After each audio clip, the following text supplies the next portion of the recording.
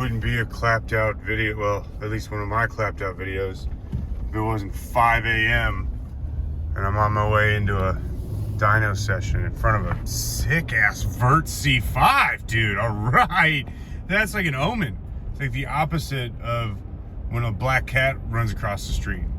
It's like if a rainbow unicorn walked across the street and was like, everything's gonna be fine. This is good. Everything's gonna be just fine. Oh, the app I used deleted this song that I used to use for intros. Now I gotta sing my intro song all the day. Welcome to Clapped Out. So we got the BC forged on the rear because at the track I tore up a tire and I need to figure out what to do with suspension before I go ruin any more brand new tires. We got a new throttle body, a Wilson throttle body. Other than that, everything is the same. It's 5:30-ish in the morning. I got Berto here on his day off to lend a hand. I'm excited. It's gonna be fun. I'm really excited.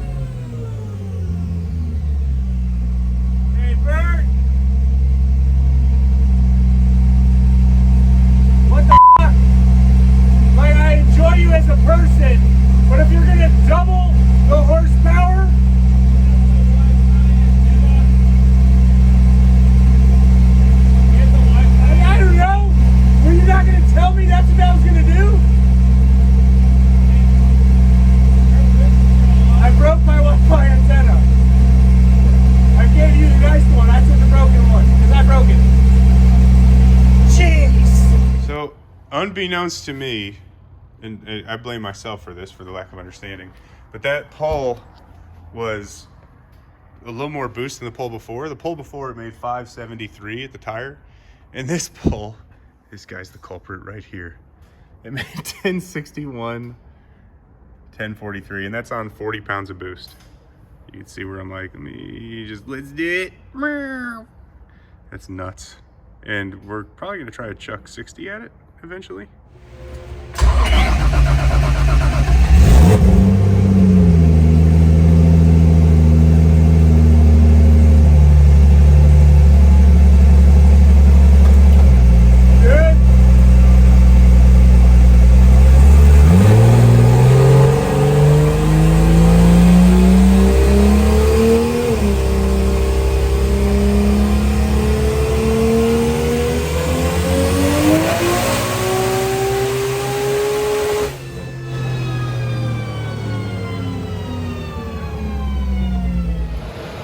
Okay, so now we are hooked into the back pressure sensor, which goes down into the pre-hot side or pre-turbo manifold. We're gonna log back pressure. We have 984, 1019, 1076. We added another 10 or 15 pounds on the dome and it only netted 4 or 5 pounds of boost. So we may be battling some back pressure. Having that data is gonna be pretty nice. All right, I'm gonna turn the boost up one more. You good?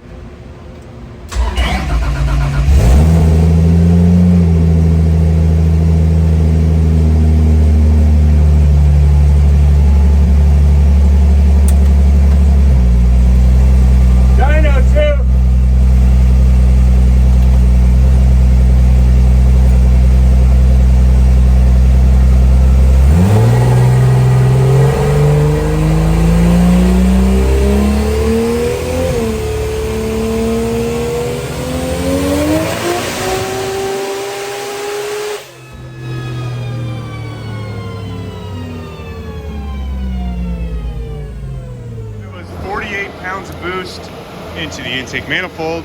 For back pressure, we are at 84.5, which is I know it says fuel pressure, but that's just the name of the channel. So 2-to-1 back pressure. That's 2-to-1, right, Bert?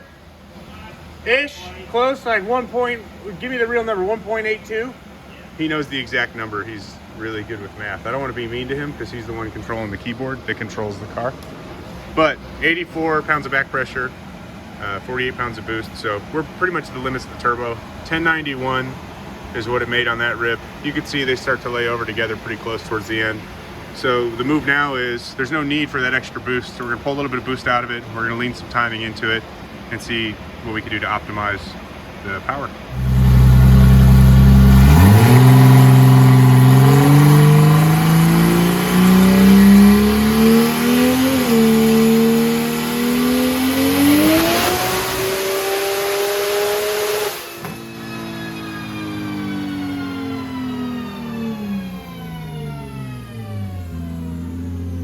Okay, a little bit of movie magic. Obviously the car's no longer on the dyno.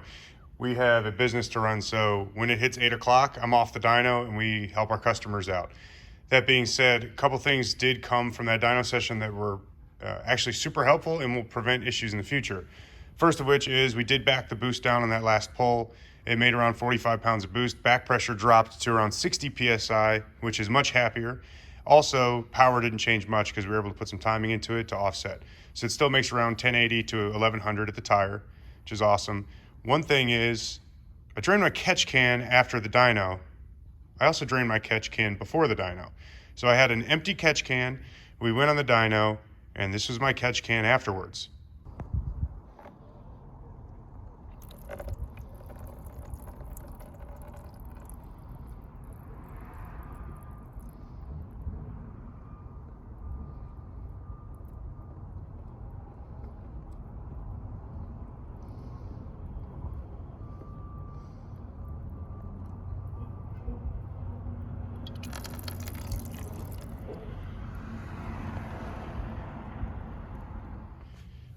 So we don't have a ton of back pressure. I don't have a gauge in the pan, so this is just based on thought and feel.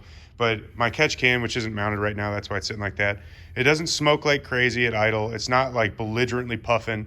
And obviously, if you don't understand back pressure, I'm sorry, not back pressure, but crankcase pressure, a catch can will just heave smoke if you have a ton of crankcase pressure.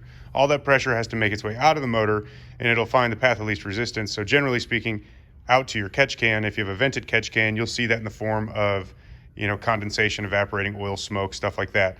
A lot of the diesel guys, when they pop their oil cap off and you see it bouncing around and floating, it's because you got a hole in your piston and you're just pumping your crankcase full of pressure on every rotation. So either way, my concern was not that I had crankcase pressure, but there was something going on in valve covers that was allowing a ton of oil to get into the catch can.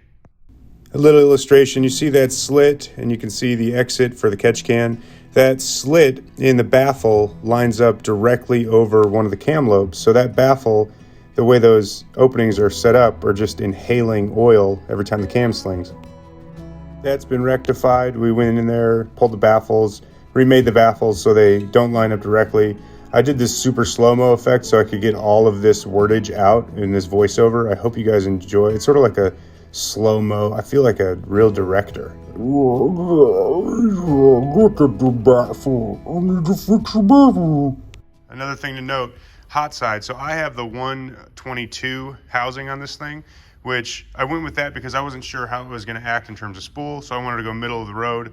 They have a 144. Garrett has a 144 turbine housing, and Tim at Garrett hit me up. I gave him the data. We're going to put a 144 housing on it too, and we're going to retest to see what we can get back pressure to. I'm not concerned with back pressure right now. Matter of fact, with a stock crank application like this and steel rods, the power I'm at, it's already kind of in the realm of should we keep going? I'm obviously going to keep going. We'll see what we can do. And of course, is my lens, let me just, hold on. Maybe that's greasy. It's better. And of course, 2J power and 2J power. I'm sure that I've showed this before, but if not, this is Hal's car. He is the owner and tuner of Dynosty. This car is kind of a local Louisville legend. He's done some very safe things on the street with it. This next combo is going to be absolutely wild. Precision turbo. We have a filled block, aluminum rod motor. it should be pretty cool. Dual injector combo. We're going to methanol, obviously mechanical fuel pump. The cage work that's been redone. So it's a 25, I'm not sure, X, whatever. Haltech Nexus. I mean, this thing is gonna be absolutely wild. The last time this car went down a track, it was going 840s. I expect it to be much faster. I don't know if you'll be able to see, but it also has a solid rear end now. And it still weighs a ton. It's a very, it's a very heavy car. Oh, geez. But yeah, final button up. Michael, the gentleman that did the fab work on the RX-7, has been taking lead on this too, and it's coming out sick. Very excited to see this thing back in action. Obviously, we'll have footage of this as soon as it's ready for the track. As always, we appreciate the views. Like and subscribe. Head over to clappedout.com. We have some gear for sale, new decals, new shirts, everything's coming. Appreciate everybody. Have a blessed day. I gotta press stop. There. Once again, my outro song has been deleted from this app, so now I gotta do all the outro music a la carte, which is Spanish for I gotta sing it myself. Bye.